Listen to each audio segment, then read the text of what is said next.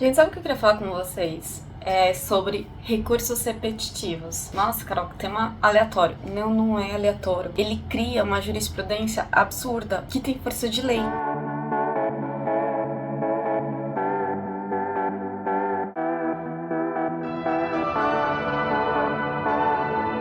E por que ele tem força de lei? Todos os julgamentos a partir dessa data, eles vão ser iguais, até que um advogado consiga desenvolver uma tese que vá convencendo a quebrar aquele julgamento recurso repetitivo. Por que recurso repetitivo? Porque são vários recursos quanto ao mesmo tema. O Tribunal Superior do Trabalho, que a gente chama de TST, abreviando, né? Ele suspende todos os processos quando ele vê que isso tá acontecendo muito. Ele suspende os processos e aí ele faz um julgamento desse recurso repetitivo. Mas é rápido? Não é rápido. O último que foi julgado foi o tema 9, lá do TST. E esse tema 9 foi de origem de um processo de 2013. Vocês têm noção que ele foi julgado esse ano?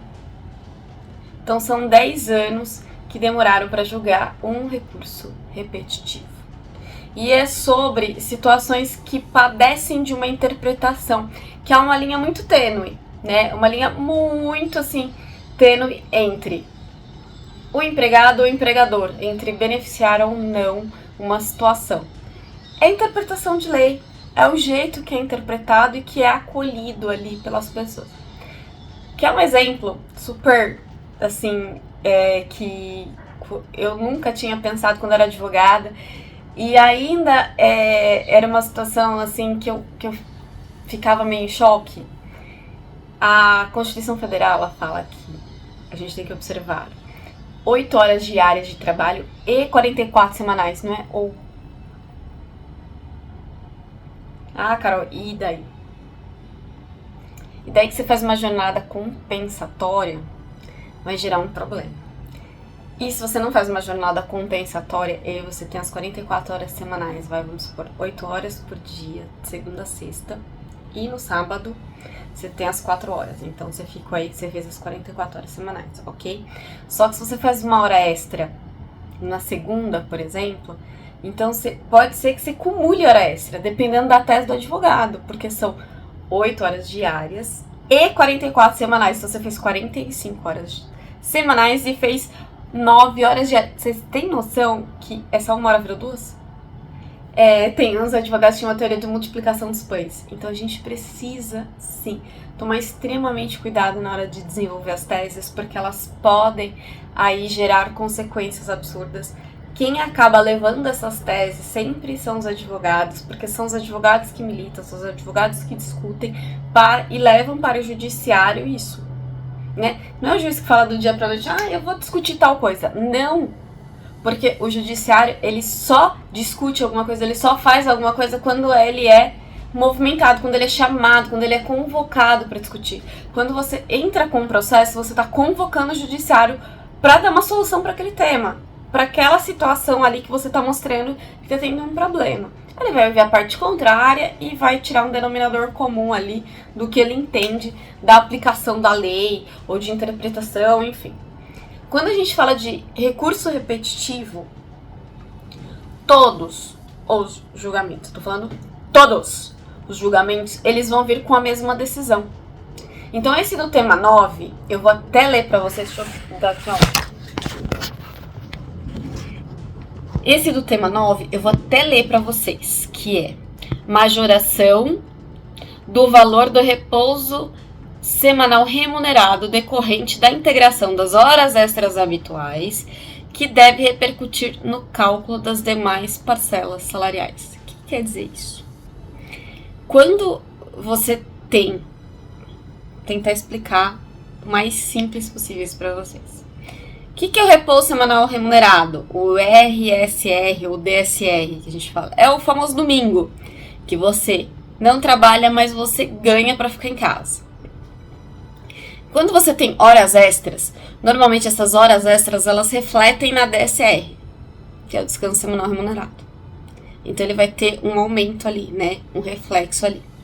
E esse aumento vai repercutir nas outras demais verbas. O que são as outras verbas? Férias, 13º, fundo de garantia e tudo mais. Então, essa repercussão ela vai acabar majorando os valores, vai acabar gerando aí um aumento dos valores para o pagamento das verbas trabalhistas. E toda essa discussão já pacificou por conta desse recurso repetitivo, tema 9 no TST. Então esse tema 9 ele foi julgado faz pouco tempo. Ele ainda não transitou em julgado. Por que ele ainda não transitou em julgado? Porque demora, acho que 1 ou 2 anos para transitar em julgado uma decisão. Mas como ela já tem essa decisão, ela já tem a repercussão. E agora todos os processos que estavam suspensos e que nos seus recursos falavam sobre o tema 9, eles vão começar a ser julgados. Complexo, né? Mas pensa só. São 10 anos de processos suspensos por conta desse tema. Mais de 10 anos, né? E aí você pega, imagina o quanto que vai injetar para a economia e o quanto vai ter de prejuízo para essas empresas que realmente estavam discutindo ali e vão ter um aumento real nos valores das condenações. E aí não só isso, juros, correção monetária, tudo sobre esses valores também. Então são situações assim que elas vão repercutir muito e que elas são importantes para o dia a dia da advocacia. Então é super importante que todo advogado trabalhista e que você está assistindo que é contador, que é empregado, que é empresário, acompanhem o site do TST, que é tst.jus.br. Esse site que é do Tribunal Superior do Trabalho. Ele tem, ou se você jogar no Google, recursos repetitivos TST.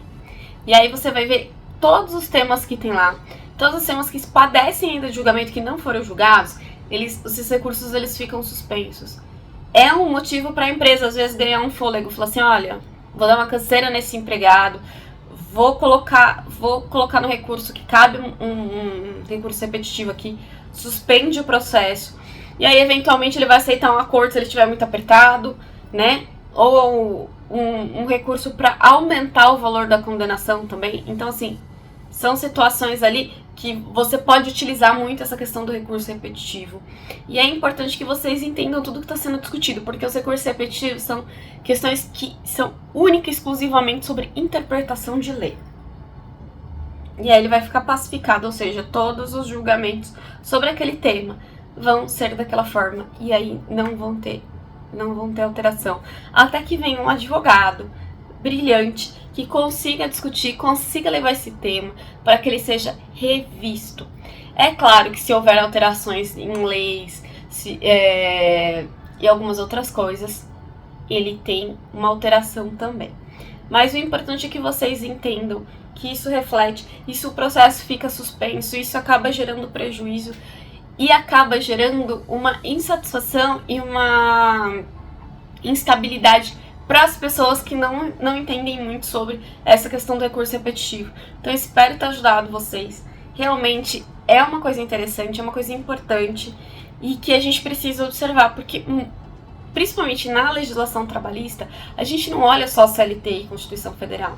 A gente tem súmulas, a gente tem OSJs, a gente tem esses temas de recursos repetitivos e a gente tem os acordos e convenções coletivas das categorias também. Então a gente tem muitas situações que acabam colocando leis ali para aqueles empregados, para os empresários seguirem, né? Acabam não sendo leis propriamente dita, mas tem força de lei porque a ausência da aplicação disso pode gerar uma sanção, pode gerar prejuízo para a empresa.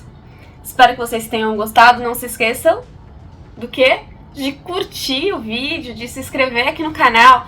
Deixa seu comentário, eu adoro ler o comentário de vocês. Não esquece de deixar aqui, tá bom? Um forte abraço e até o próximo vídeo.